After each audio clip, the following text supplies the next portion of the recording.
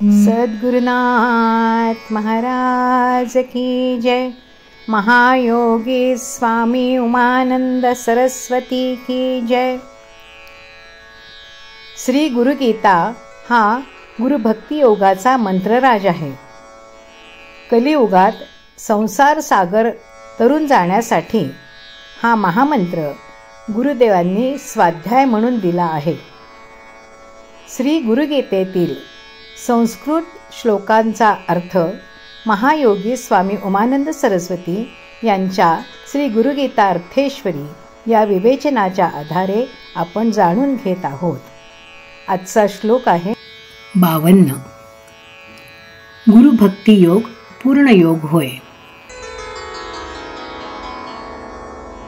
श्रीनाथादिगुरुत्रयं गणपतिं पीठत्रयं भैरवं सिद्धोगं बटुकत्रयं पदयुगं दूतीत्रयं शाम्भवं वीरेशाष्टचतुष्कषष्टिनवकं वीरावलीपञ्चकं श्रीमन्मालिनीमन्त्रराजसहितं वंदे गुरोर्मंडलम.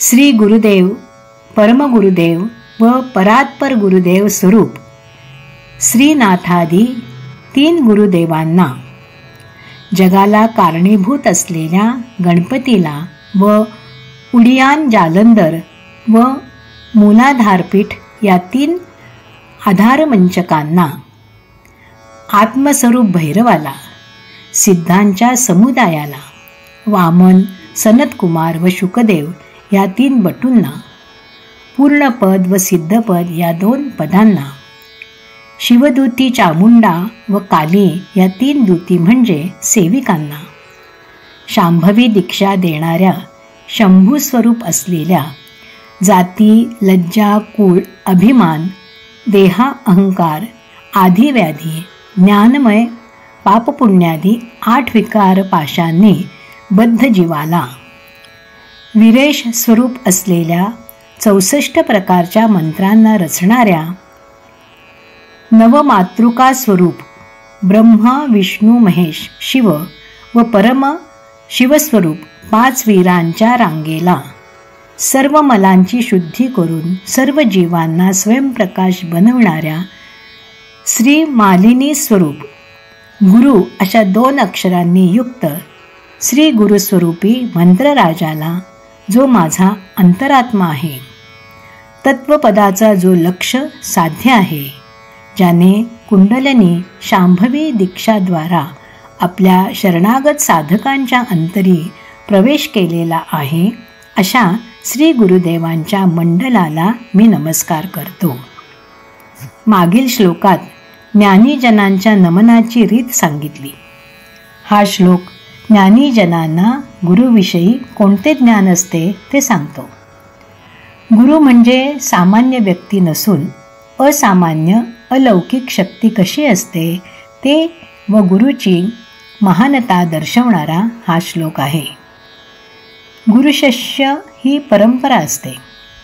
शिष्याच्या मागे श्री गुरु, परमगुरु व परात्पर गुरु या नाथ संप्रदायातील सर्व सिद्धांची कृपा, आशीर्वाद, सामर्थ्य सदैव उभे असतात. गुरु हाच गणपती, विघ्नहर्ता असतो. गुरुकृपेने कुंडलिनी जागृत झाली की उडियान, जालंधर व मूलाधार बंध आपोआप लागून व्यष्टी समष्टीचे, देहाचे व विश्वाचे स्वधर्माने ऐक्य होते. पिंड ब्रह्मांडाचा ऐक्यबोध होतो. समष्टीच्या सर्व प्राणीमात्रांच्या विश्वातील सामर्थ्याशी साधकाचे अनुसंधान बांधले जाते व मग त्याला कधीही शक्ती, सामर्थ्य कमी पडत नाही. गुरु हा प्रत्येकात आत्मस्वरूपाने विराजमान असतो. सर्व सिद्धांचा गुरुला पाठिंबा असतो. एक गुरुला नमन म्हणजे सर्व सिद्धांनाही ते नमन होते. थोडक्यात म्हणजे गुरु सर्वत्र कसा व्यापून आहे व एक गुरुला प्रणाम केल्याने सर्व शक्ती देवदेवता ह्यांना तो नमस्कार पोहोचून त्यांचे सामर्थ्य आशीर्वाद साधकाला कसे मिळतात. देवदेवतांची निराळी साधना करायला नको.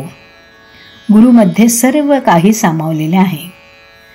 गुरु सम्राट आहे, राजाधिराज आहे, बाकी सारे गौण, त्याचे मांडलिक केवळ. हे हा श्लोक उत्तम प्रकारे स्पष्ट करीत आहे. राजाबरोबर त्याचा परिवार लवाजमा येणारच. तद्वत गुरुचे मंडळ प्रभावळ हा श्लोक दर्शवित आहे. कुंडलिनी जागृतीने गुरु साधकाच्या अंतरी प्रवेश करतो, तेव्हाच गुरुबरोबर गुरुमंडलही प्रवेश करते. गुरुला नमन करताना हे ज्ञान व स्मरण साधकाला असले तर एका गुरुभक्तीने त्याच्या हातून इतर साधना उपासना भक्ती झाल्यासारखेच होईल. त्याचे मन द्विधा होणार नाही. सद्गुरुनाथ महाराज की जय.